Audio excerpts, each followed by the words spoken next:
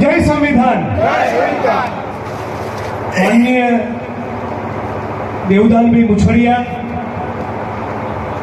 અજયભાઈ વાળવી, મંચ ઉપર ઉપસ્થિત સાથી ડીડી સોલંકી, અમરેલીથી અશોકભાઈ ચાવડા, તમામ આખો સન્માનની મંચ, અમારા મારુભાઈ પોરબંદરના પ્રમુખશ્રી, આ તમામ ઓડિયન્સમાં બેઠેલા પત્રકાર મિત્રો, પાછળ પોલીસના સાથીઓ, સૌ વડીલો, મિત્રો, મુરબ્બીઓ અને યુવાનો. દેવદાનભાઈએ, ડીડીભાઈએ, બીજા પણ મિત્રોએ ઘણી વિગતે વાત કરી. આપણી સામે સૌથી મોટો પડકાર એ છે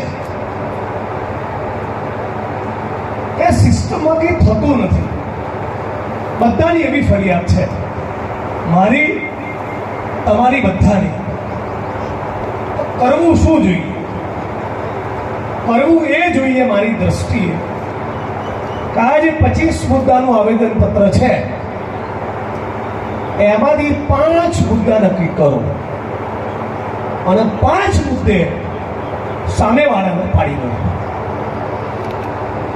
જે પણ મુદ્દો પકડો એમાં રિઝલ્ટ ના આવે ત્યાં સુધી એને છોડવાનો નહીં. રાજકોટમાં અગ્નિકાંડ બન્યો, રાજકોટના મિત્રો સાક્ષીઓ છે. બીજા નેતાઓની જેમ મને આવડતું હતું, મીણબત્તી સળગાવી, શ્રદ્ધાંજલિ પાઠવી, મીડિયામાં બાઇટ આપીને ઘેર જતા રહો એટલે તમારો દિવસ ભરી ગયો. મેં કીધું ના, આજે 26-28 લોકો અગ્નિકાંડનો ભોગ બન્યા છે. એ રાજકોટના પ્રશાસન, પોલીસ તંત્ર, વહીવટી તંત્ર, ભારતીય જનતા પાર્ટીની નેતાગીરીના ભ્રષ્ટાચારના કારણે કાળનો કોળિયો બન્યા છે. એમાં 2-4 મજબૂત માણસોને ફિટ ના કરીએ, સેન્ટ્રલ જેલનો સળિયો ના બતાવીએ ત્યાં સુધી રાજકોટ છોડવાનું નહીં.